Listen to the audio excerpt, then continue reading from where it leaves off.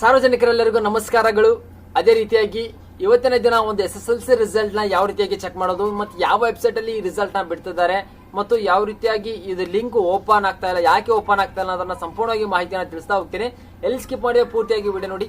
SSLC result ಅಂದ್ರೆ almost all ಎಲ್ಲ ಹುಡುಗರು ಪಾಸ್ ಆಗ್ತಾರ ಅಂತ ಅನ್ಕೋಬಹುದು. ಯಾಕಪ್ಪ ಅಂದ್ರೆ ಈಗಿನ ವಿದ್ಯಾಭ್ಯಾಸ ಆ ರೀತಿಯಾಗಿದೆ ಅಂತಾನೆ ಹೇಳ್ಬೋದು. ಅದೇ ರೀತಿಯಾಗಿ ಯಾವ ರೀತಿಯಾಗಿ ಒಂದು SSLC ರಿಸಲ್ಟ್ ನ ಚೆಕ್ ಮಾಡೋದು ಮತ್ತು ಯಾಕೆ ಲಿಂಕ್ ಓಪನ್ ಆಗ್ತಾ ಇಲ್ಲ ಸಂಪೂರ್ಣವಾಗಿ ಮಾಹಿತಿನ ತಿಳಿಸ್ತಾ ಹೋಗ್ತೇನೆ. ಅದಕ್ಕೂ ಮುಂಚೆ ನೀವೇನಾದ್ರೂ ನಮ್ಮೊಂದು ಚಾನಲ್ಗೆ ಸಬ್ಸ್ಕ್ರೈಬ್ ಆಗಿಲ್ಲ ಅಂದ್ರೆ ಬೇಗನೆ ಪಬ್ಲಿಕ್ ಸರ್ವಿಸ್ ಕನ್ನಡ ಯೂಟ್ಯೂಬ್ ಚಾನಲ್ಗೆ ಸಬ್ಸ್ಕ್ರೈಬ್ ಆಗಿ ಅದೇ ರೀತಿಯಾಗಿ ಪಕ್ಕದಲ್ಲಿರುವಂತಹ ಒಂದು ಬೆಲ್ ಐಕನ್ ಮೇಲೆ ಕ್ಲಿಕ್ ಮಾಡಿ ನಾನು ಹಾಕುವಂತ ಮುಂದಿನ ವಿಡಿಯೋ ನೋಟಿಫಿಕೇಶನ್ಸ್ಗಳು ನಿಮ್ಮ ಒಂದು ಮೊಬೈಲ್ ಅಲ್ಲಿ ಬರುತ್ತೆ ಅಂತಾನೆ ಹೇಳ್ಬೋದು.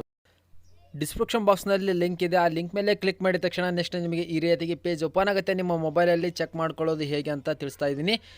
ಈ ಲಿಂಕ್ ಮೇಲೆ ಕ್ಲಿಕ್ ಮಾಡಿದ ನೇರವಾಗಿ ಈ ವೆಬ್ಸೈಟ್ ಓಪನ್ ಆಗುತ್ತೆ. ನಿಮ್ಮೊಂದು ರಿಜಿಸ್ಟ್ರೇಷನ್ ನಂಬರ್ ಹಾಗೂ ನಿಮ್ಮೊಂದು ಡೇಟ್ ಆಫ್ ಬರ್ತನ್ನು ಹಾಕಿ ನೀವು ಒಂದು ಸಬ್ಮಿಟ್ ಬಟನ್ ಮೇಲೆ ಕ್ಲಿಕ್ ಮಾಡಿದ್ರೆ ಸಾಕು, ಆಟೋಮೆಟಿಕ್ ನಿಮ್ಮ ರಿಸಲ್ಟ್ ಬರುತ್ತೆ.